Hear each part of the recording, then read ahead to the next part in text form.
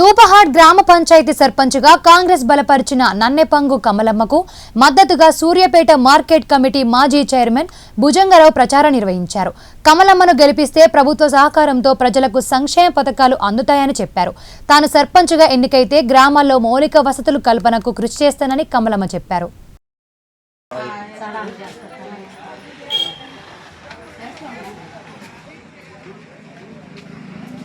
బలపరిచిన నన్నపంగ కమలమ్మ గారి కత్తెర గుర్తుకే కాంగ్రెస్ పార్టీ సిపిఎం పార్టీ బలపరిచిన నన్నపంగ కమలమ్మ గారి కత్తెర గుర్తుకే కత్తెర గుర్తుకే కత్తెర గుర్తుకే జై కాంగ్రెస్ జై కాంగ్రెస్ జై కాంగ్రెస్ కత్తెర గుర్తుకే. గ్రామ పంచాయతీ ఎన్నికల సందర్భంగా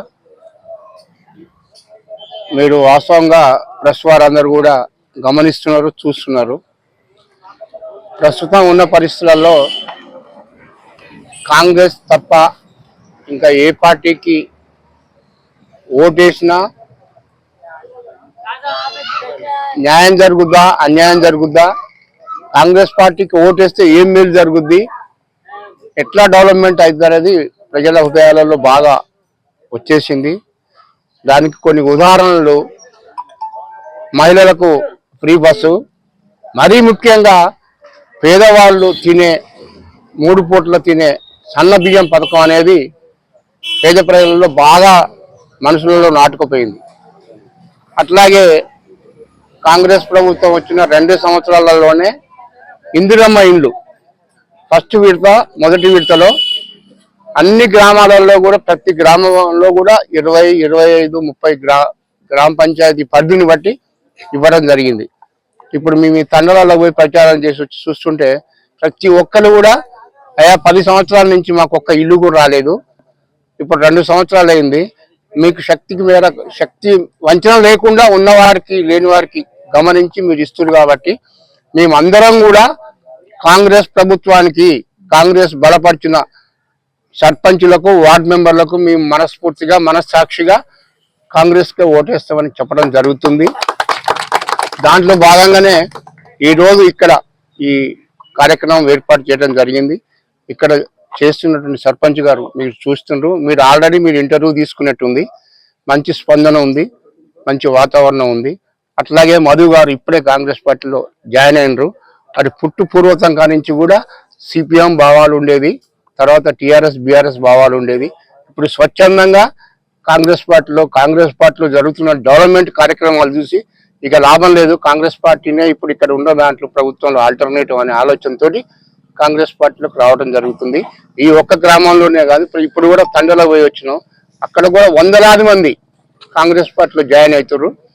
తప్పకుండా కాంగ్రెస్ పార్టీ తరఫున పోటీ చేసిన ప్రతి వార్డు మెంబరు, సర్పంచ్ అందరూ కూడా మ్యాక్సిమం గెలుపు కోసమే కార్యకర్తలు, ముఖ్యంగా కాంగ్రెస్ కార్యకర్తలలో చాలా ఉత్సాహం వచ్చింది.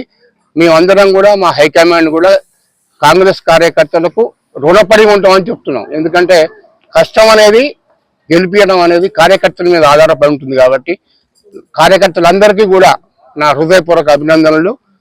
మీరందరూ ఇలాగే కష్టపడి ఇంకా 4 రోజులు కష్టపడి పనిచేసి గెలిపించుకోండి. మీకు మంచి భవిష్యత్తు ఉంటుంది, ఊళ్ళల్లో మంచి ప్రణాళికలు ఉంటుంది. కాబట్టి మీరందరికీ కూడా, ఇక్కడికి వచ్చేసిన అందరికీ కూడా నా హృదయపూర్వక అభినందనలు. 14వ తారీఖు రానున్న స్థానిక ఎన్నికల్లో మేము దూపాడు గ్రామం నుంచి కాంగ్రెస్ పార్టీ, సిపిఎం పార్టీ బలపరిచిన వ్యక్తి నన్నపంగ కమలమ్మ గారిని మేము నిలబెట్టుకోవడం జరిగింది. గత వారం రోజుల నుంచి కూడా అహర్నిశలు కష్టపడి ఆమె గెలుపు కోసం దూపాడు గ్రామం మొత్తం కూడా పట్టం కట్టడం జరుగుతుంది. ఎందుకనంటే గత 10 సంవత్సరాల నుంచి కూడా టీఆర్ఎస్ ప్రభుత్వం దళితులను హక్కుల చేర్చుకొని మీ దళితులు మావోళ్ళు అని చెప్పి మభ్యపెట్టి దూపాడు గ్రామంలో ఏ ఒక్కరికి కూడా ఈ దళిత బంధు అయినటువంటి పరిస్థితి.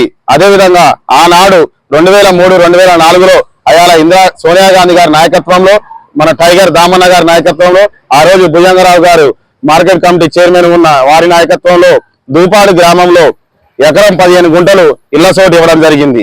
మీకు ఇల్లు కట్టుకోకుండా కూడా దాన్ని ఆక్యుపై చేసి దళితుల్ని చాలా ఇబ్బంది పెట్టినటువంటి సంగతి అందరికీ తెలిసిందే. దూపాడు గ్రామ ప్రజలందరూ కూడా గమనించారు.